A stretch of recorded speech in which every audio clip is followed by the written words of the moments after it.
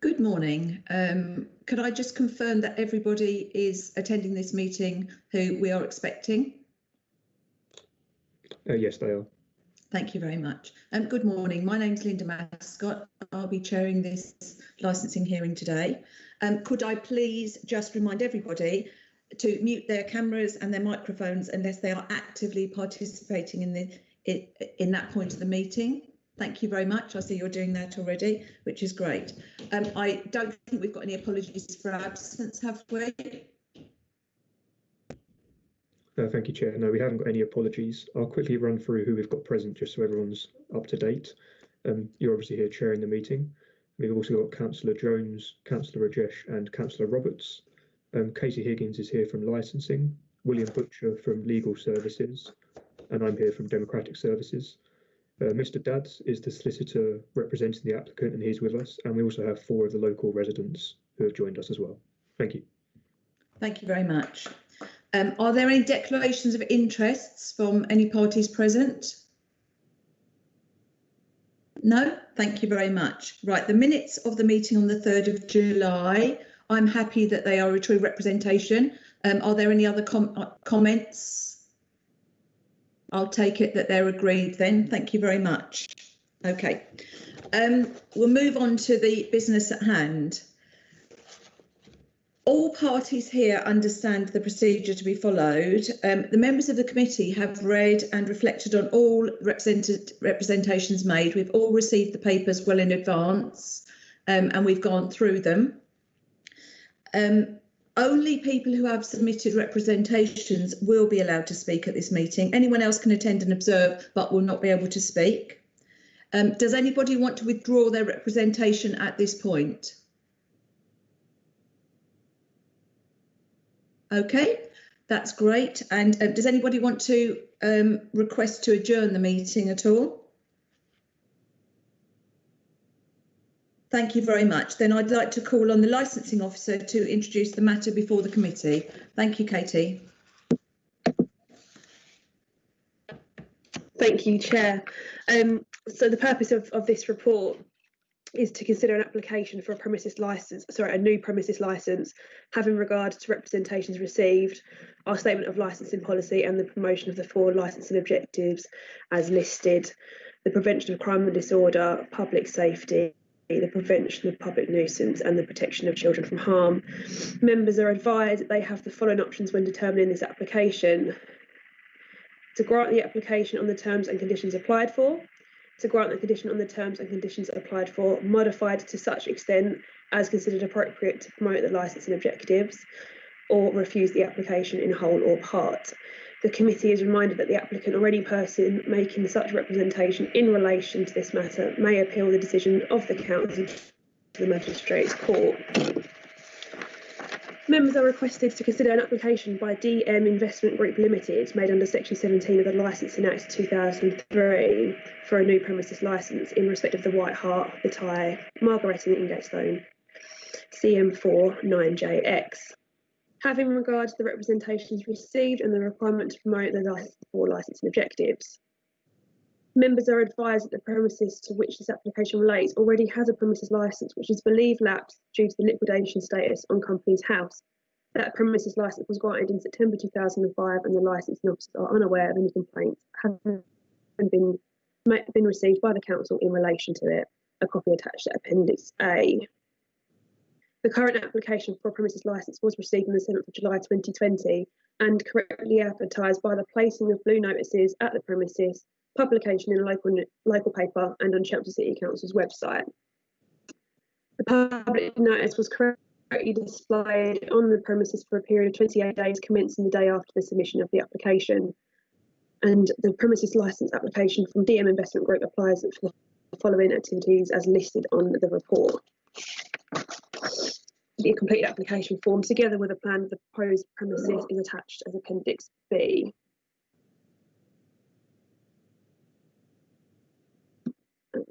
In processing the application, Chelmsford City Council, in accordance with the Act, sent a copy to each of the responsible authorities, again listed on the report. Essex Police, Environmental Health and Children's Safeguarding Services confirmed receipt of the consultation but made no representations in respect of the application. 13 representations have been received, each from residents near to the premises, and the representations are attached to this report at Appendix C. The relevant sections of the Statement of Licensing Policy are brought to the attention of members are and as follows. When assessing applications, the licensing authority must be satisfied that measures proposed in the applicant's operating schedule to promote the 4 licensing objectives aim to achieve that outcome as far as possible.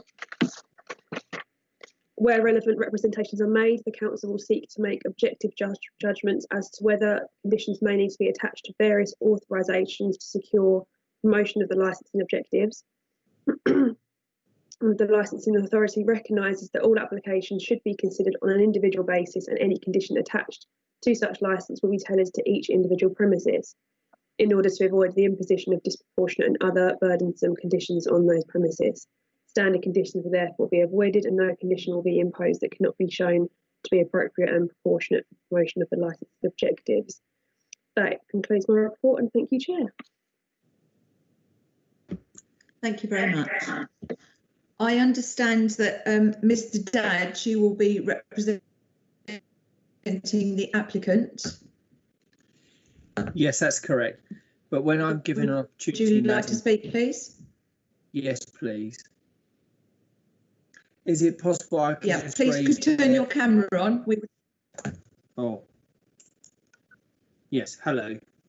Thank you. Hello. Hello. So good morning. How would you like to be addressed?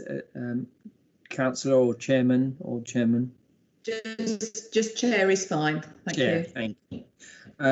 So good morning, Chair. I'm David Dadd. I wondered if I could just make a comment on the report that the officer just made, just a correction if at this stage. Yes, please do. In relation to the current licence, premises licence number 05 00858, it has not lapsed. It's currently in force because it was in the individual name of Mr. McDermott, issued on the 27th of September 2005. So the current licence is still in force. It has not lapsed. Okay. Thank you very much. So if it pleases you, I will just go through the application. But as you've already indicated, yourself and members have read the application and the supplementary documents that accompanied the application. Is that correct?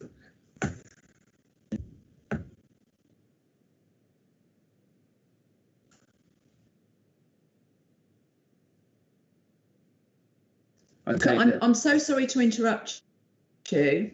I have Mr. Morley, you will have the opportunity to speak after I've heard from Mr. Dadds.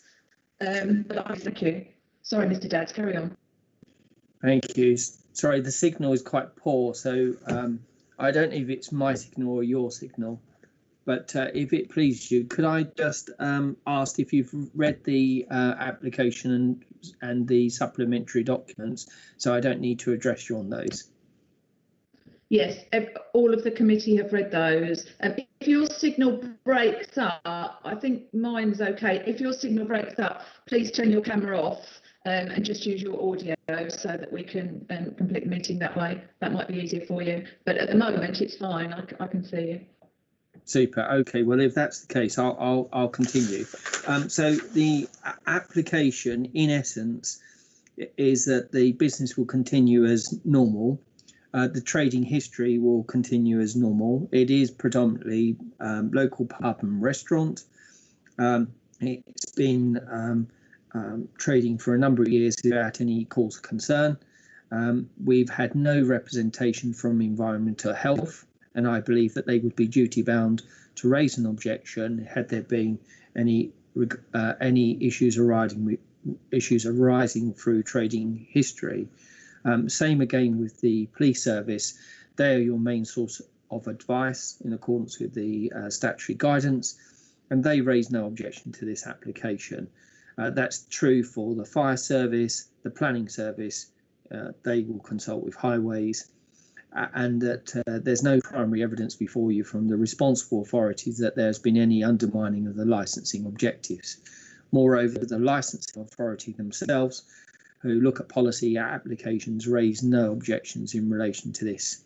In essence, it's almost almost mirroring the current premises licence. Certainly that is true regards to the evening chair.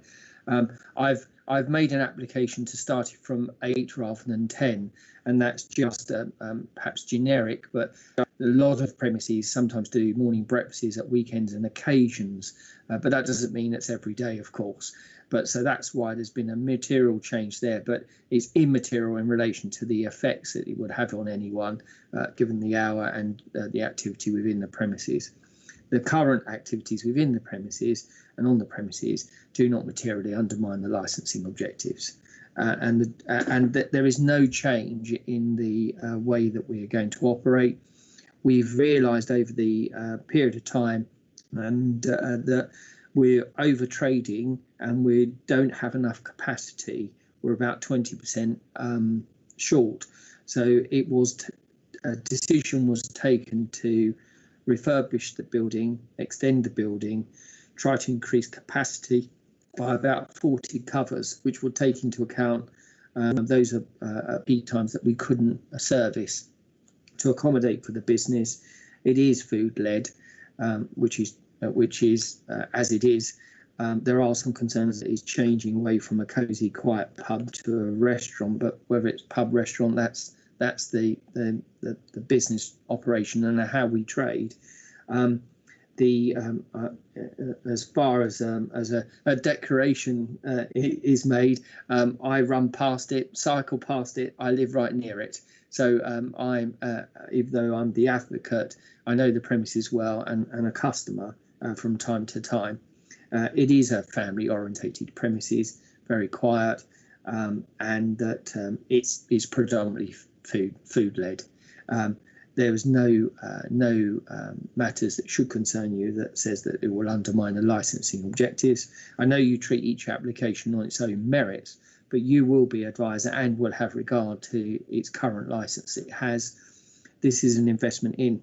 Now, that was all this decision making and plan was all in place and has been approved by planning.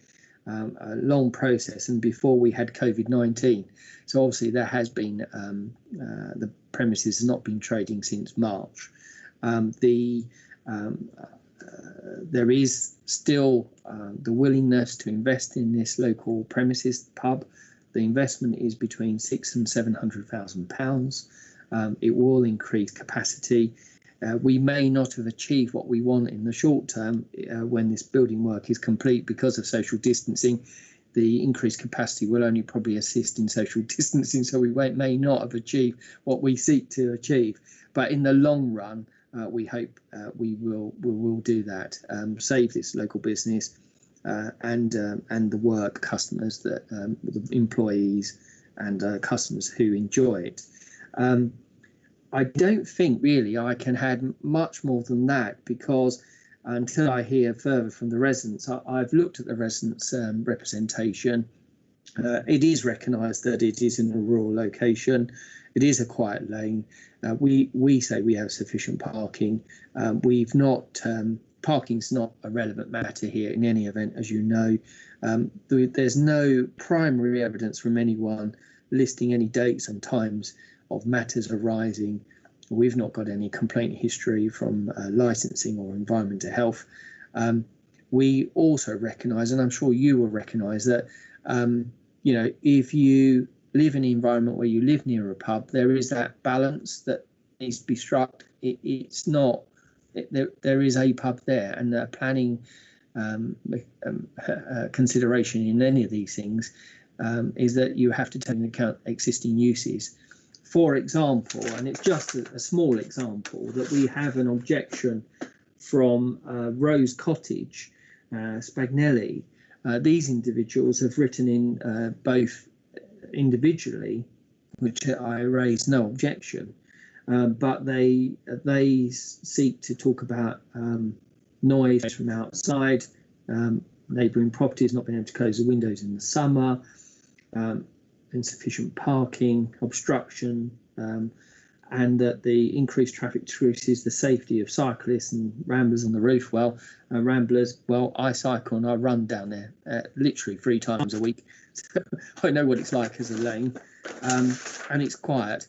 But now that person's raised that objection, and you would think, well, they have some form of history living there, but in fact they've only moved in 2 months ago, and we've been closed since March. So what I'm trying to say is what weight I can place on the representations is limited, because there's no actual dates, times. I've not got any specifics, and in any event, what goes on inside the premise, I believe, is well managed. We have to live and let live, and it's about getting that balance. And I believe this premises does achieve that balance. It's a good, well-managed premises. Obviously, I'm not saying things don't happen from time to time, but I would say that they are infrequently and not such that it would undermine the licensing objectives. Unless I can assist you further, I think that's my submission on behalf of the applicant. Thank you, Mr. Dadds. I appreciate you being concise in understanding that we've read all the documentation. I will now speak to all of the objectors, and we'll give you the opportunity, if you want to come back at the end, to address any points that they bring up. That's very helpful. Thank you. Okay, thank you very much. Could I call on, please, Mrs. Rotheray and or Mr. Houchin? I've got you down as one. So whoever's here, is it Mrs. Rotheray here?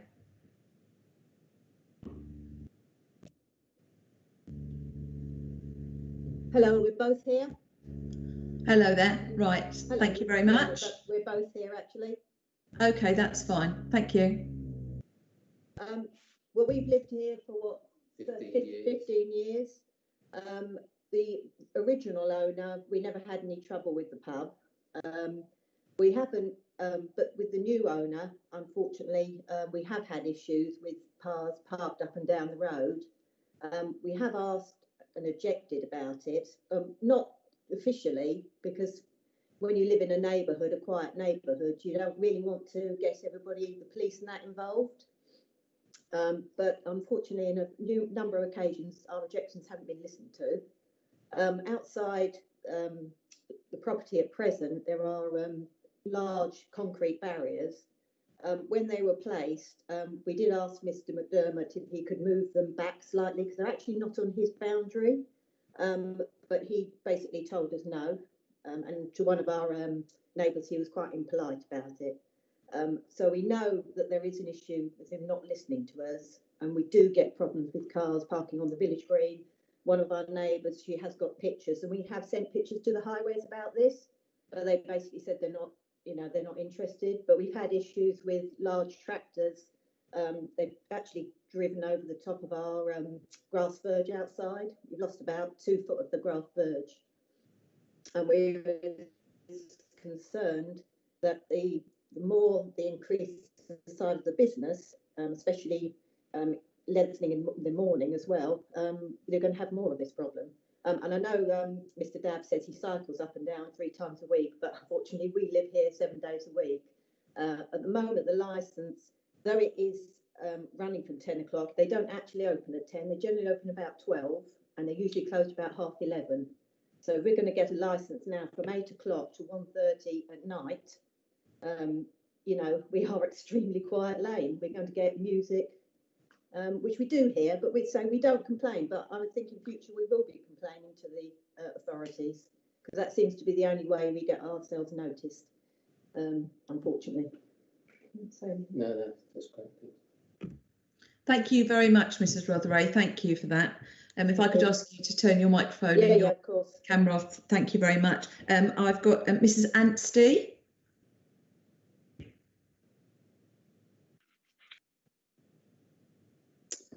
Hi there. Good morning. Morning. I live next door but one to the White Hart pub. My back garden, well, my house is approximately 60 yards from the rear paddock of the White Hart pub. So I've made representation on 2 points, and there was one point I wanted clarified, and I have emailed the solicitor about that on Friday, but received no reply. My first point that I want to make is that I've only lived here since January. So, Mr. Dads, I've only lived here since January.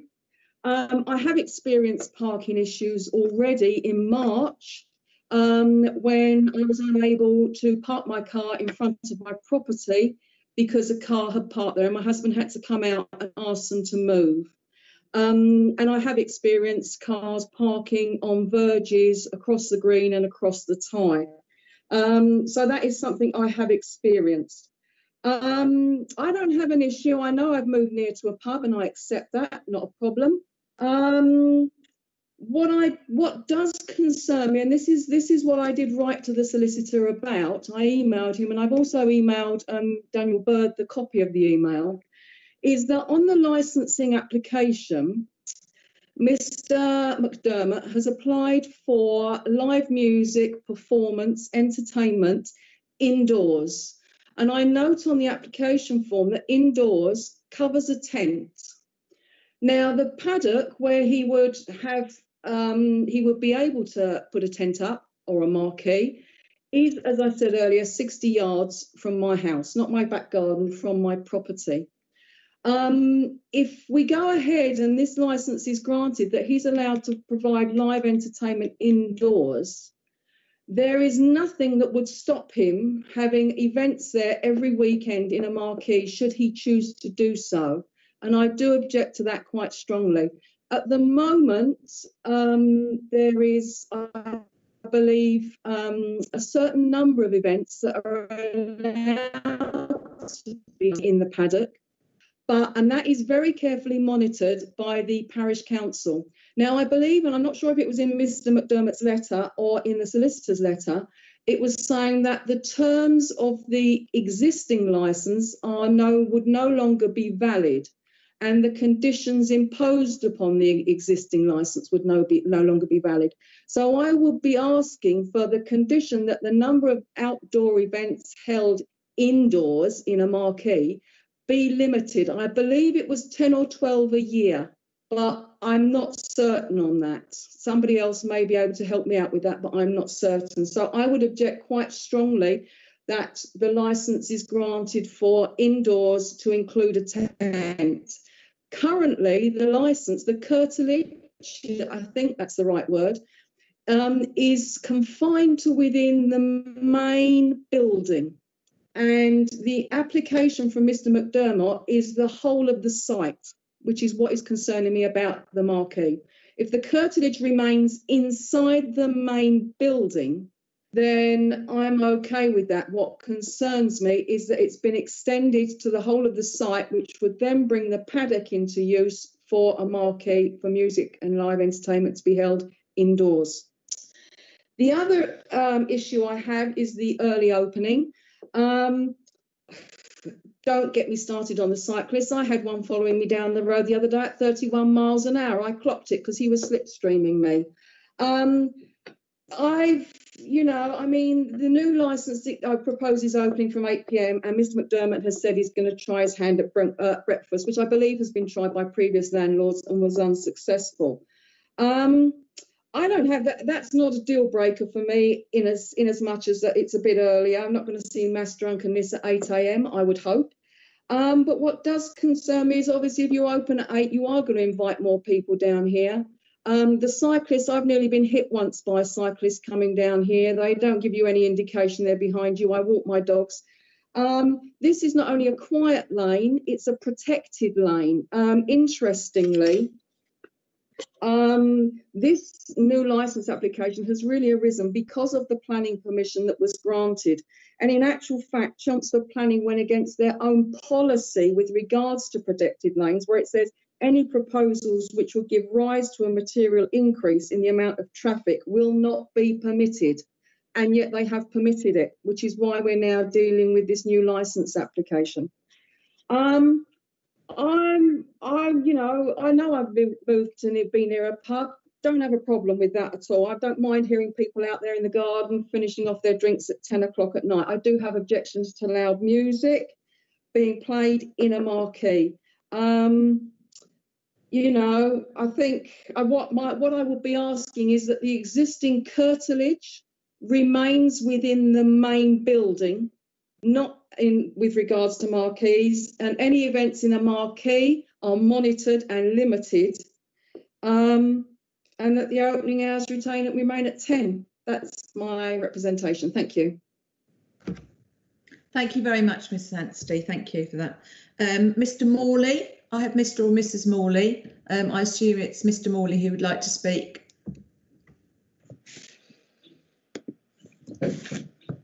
Hello. Good morning, Mr. Morley. Good morning, Chair.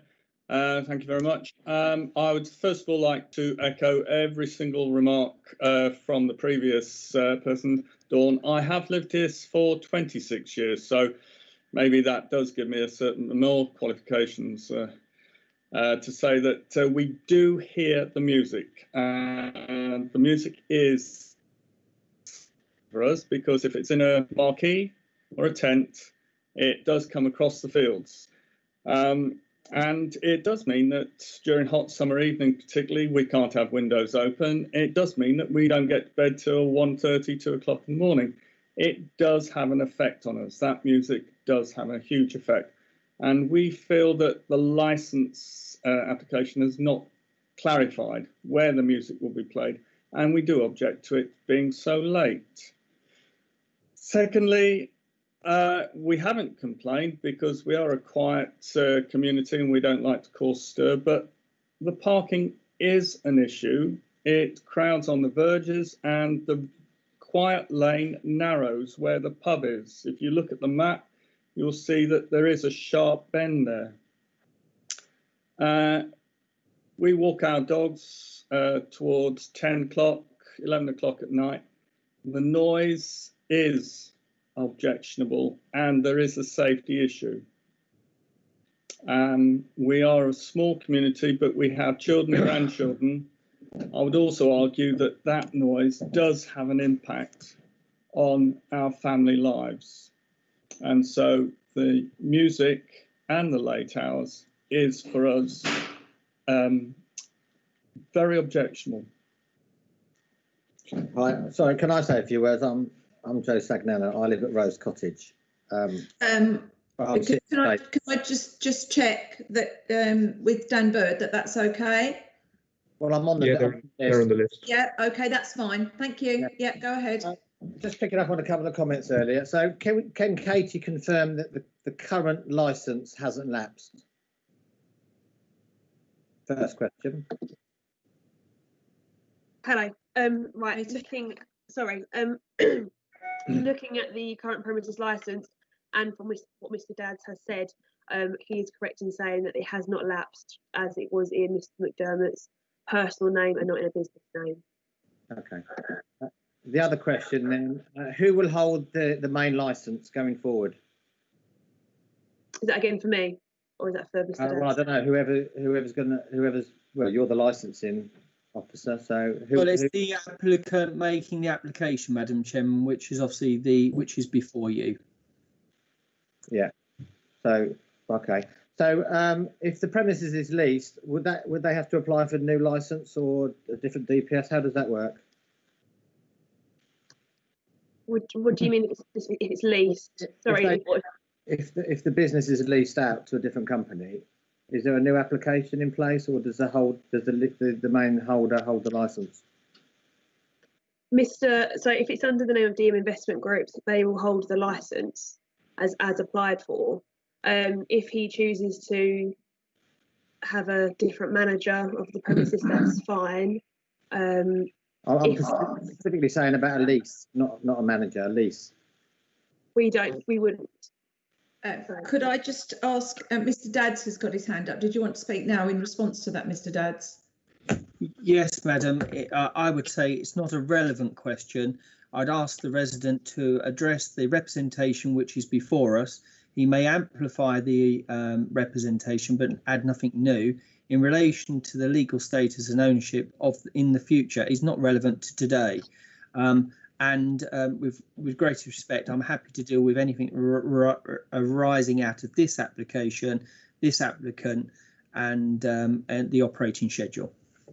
Yeah. Thank you, Mr. Dadds. I think it is relevant because given that Mr. McDermott, if he's going to be operating it, we don't have a problem with that. But if he's going to lease it out to somebody else, which we've got no control over, then that's going to be an issue, isn't it? Because although he may, stick to the licensing and the objectives and that, but if someone else goes in there and runs the business, are they going to maintain?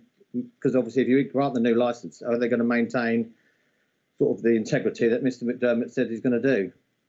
And so that's the issue. If it's going to be leased out, will it be a new application or is it?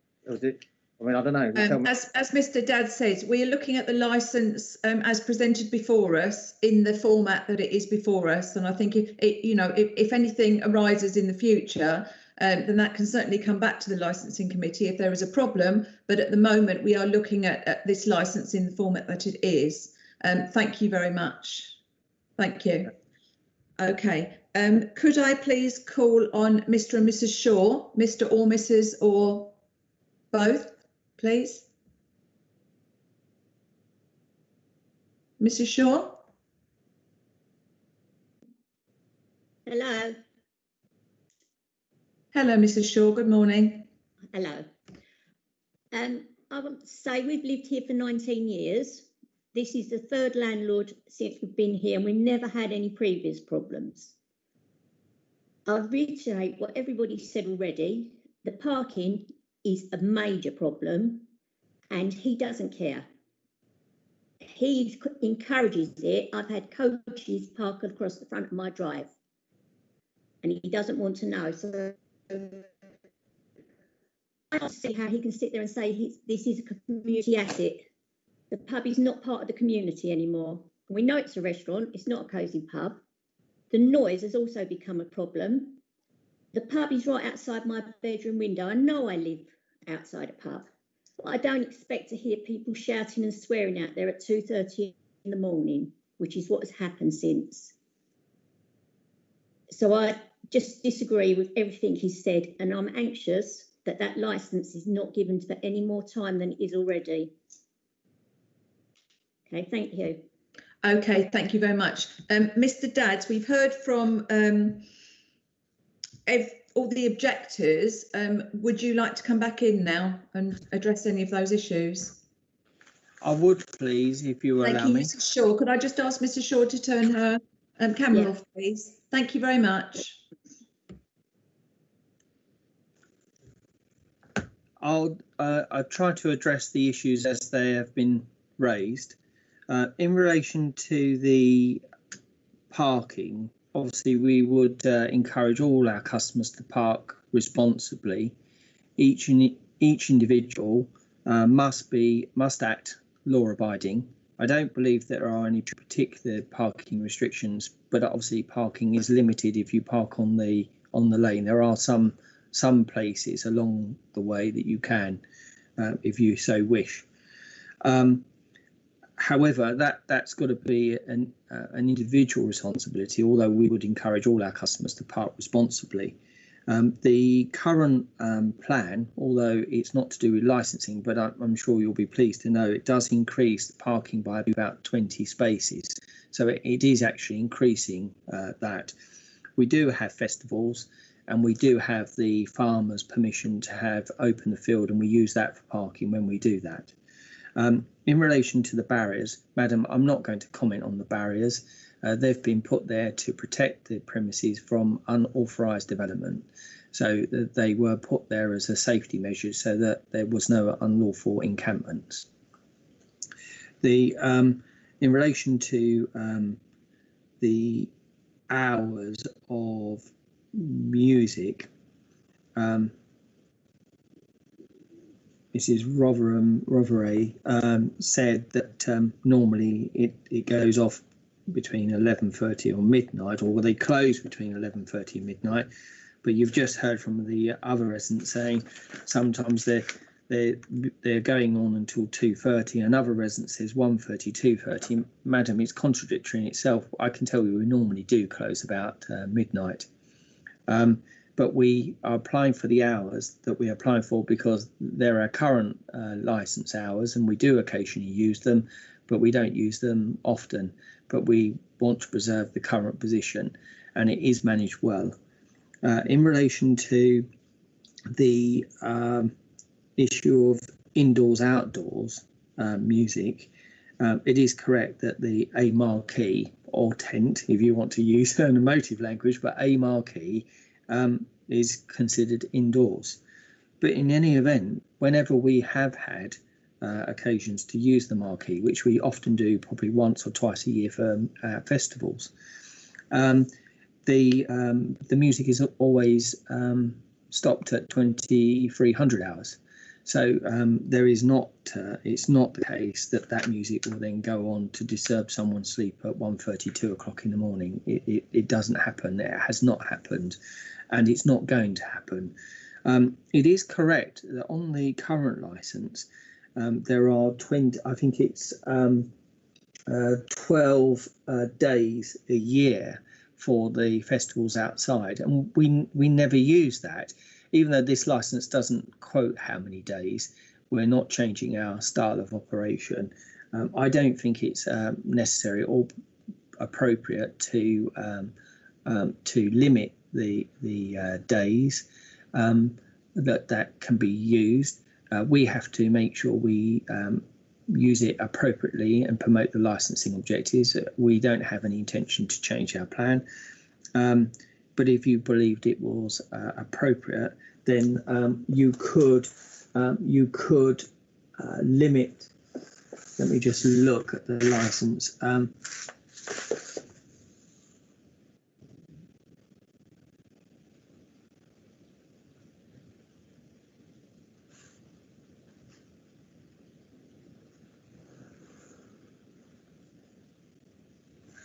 Yes, it's actually 5 days in June originally, then allowing for, I believe, 1 day in August, and then allowing a winter festival 5 days, giving 11 days, and then allowing for an extra 12 notable days thereafter. So it's actually 23 days a year. Obviously, if you wanted to limit the same, I don't think it's necessary. We don't have it. But in any event, it is important upon us to make sure if we do have it, it is promoting the licensing objectives.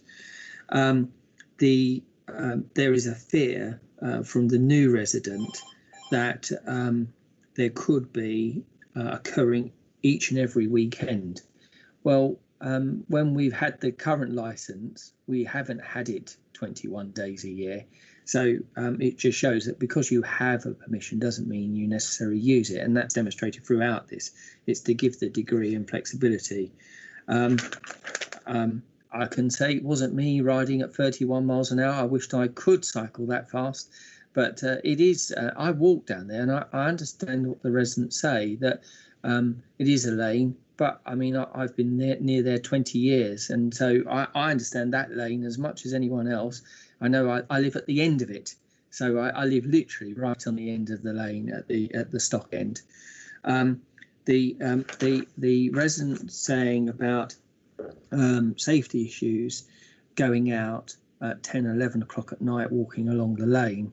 Well, I wouldn't walk along the lane at 10, 11 o'clock at night unless I had my torch and a high vis, because it is very dark.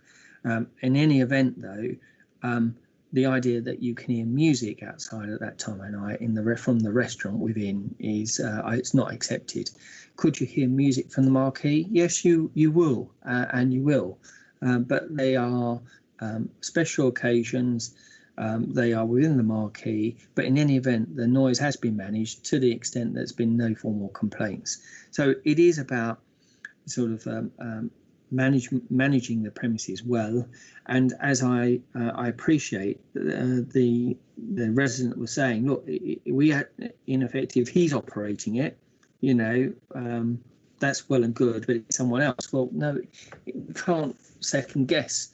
It is my client's intention that he will be operating it. He's making substantial investment and be operating it and having oversight.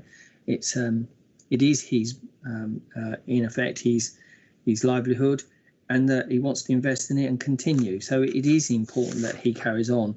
I think there has been comment about people parking on the village green and the nearby lanes, and it can be popular on a Sunday afternoon, etc. But the point is, it is managed. We are putting extra spaces in, and it is a community asset without a shadow of doubt. It may not, the neighbours that live directly there may have a different view, but we do try to live and get that balance right, and we believe we have done so, and we will continue to do so.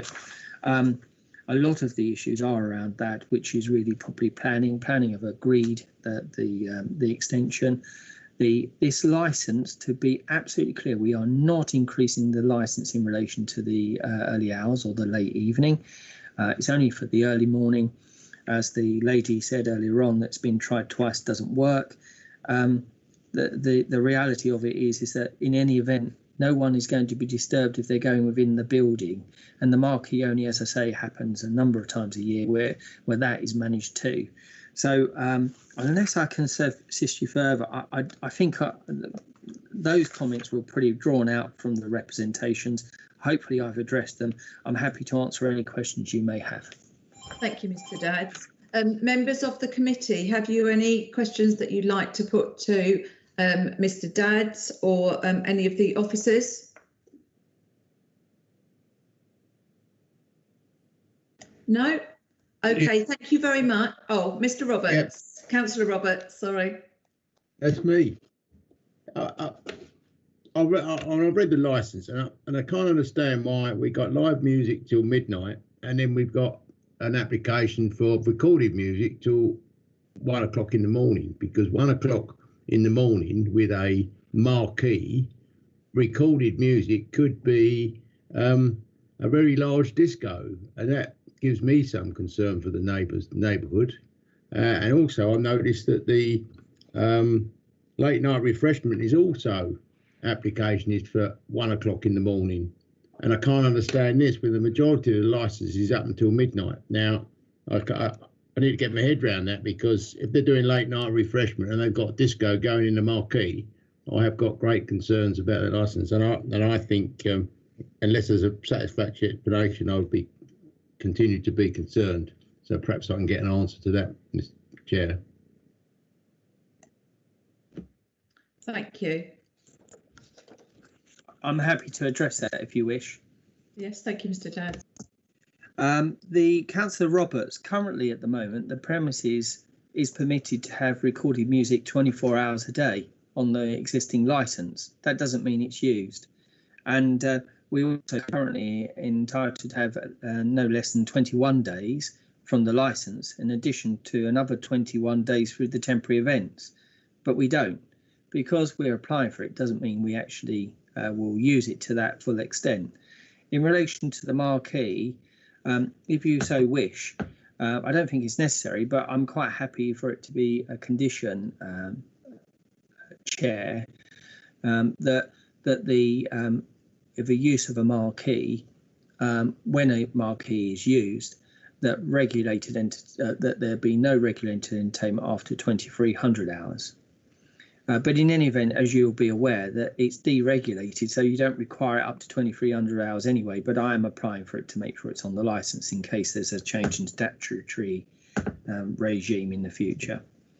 But in relation to the changing of live music, recorded music can be better controlled through, through volume control, whereas live music is not, and that's normally the distinction within inside the premises. So within inside the licensed premises, we should be able to have live music up to the 12 o'clock and the recorded music up to the 1 o'clock. And as we have done, well, as I say, we've had the right to do that much later. Late night refreshment is so that we can offer teas, coffee, food up until that time, and it's normally encouraged, and we do that. So I think that is the distinction. I think it will be important for me to maybe hear that if Councillor Roberts understands the answer I've given, unless I need to clarify any further, because I do want to satisfy him that what we've done, it is logical and has a reason behind it, and I hope that I've explained that. Thank you. Councillor Roberts, are you happy with that response? Well, I hear what he said. I don't necessarily particularly agree with it. And I just got one more question. What I think needs answering. Residents have talked about coaches parking down there, and I've not seen the planning application. Does the car park allow for coach parking within the thing, or not? I'll just get instructions. One moment.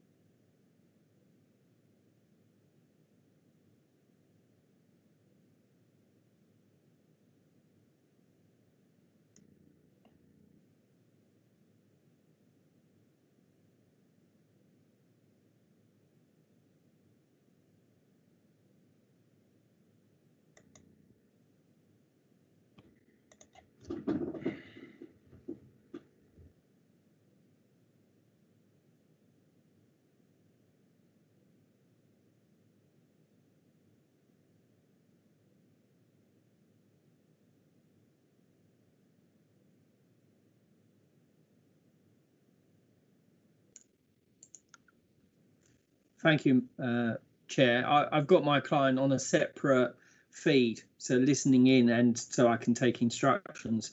They're not aware that of any particular coach event that's been described. We don't attract or ask for coaches to come or party. So what's been described is maybe, so I'm not saying that that hasn't happened, but it's not something that my client recalls or seeks to encourage. In relation to, can you hear me okay? Yes, we can hear you. Thank you. Thank you. So, and so in relation to the, coaches, I don't think that that is a issue, but in any event, my client has told me that they do have the horse trucks boxes that come in, and occasionally there's 6 or 7 of those that come in and park in for riding, etc. So it does have capacity anyway to take a vehicle off the lane if required, but it's not something that we don't have coach parties of people coming to a booked restaurant or pub. Thank you, Mr. Dadds. Are there any other questions from members of the committee? Thank you. Are there any other points that anybody would like to raise that they don't think has been covered already? Please don't endorse or repeat any previous comments. Are there any other points that people would like to put? Yes, Dawn Anstey here. Can I make a couple of comments? Yeah, this is not to do with anything that you've been spoken about already. These are new things, yes? Well, it's only that Mr. Dad said there are camera on, please. I'm sorry. Struggling here. Camera. Yeah. Okay, Mr. Dad said that there are parking places along Swan Lane. It's a single track lane full of potholes. It's my understanding these are not parking places along Swan Lane or on the green or around the Ty. There are passing places, but not parking places along Swan Lane. Certainly not from the bridge end, and as far as I'm aware, not up to the stock end either. They are passing places. I would just draw attention, Mr. Dad said, commented on emotive language using a tent. The term tent I actually picked up from the application form. They don't use marquee, the application form uses tent. And I would again just strongly urge that although Mr. Dad says that they don't use the 21 days a year to have a marquee outside, an event, a festival, I would urge that just because they don't use it doesn't mean we should just say, well, let's not put it on the licence, because we need it on the licence to be a restriction. Thank you. Okay.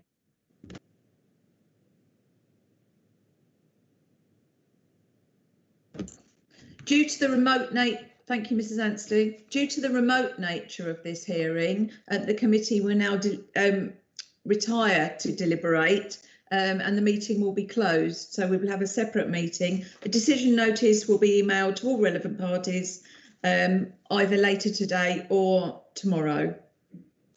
Thank you all very much. Thank you.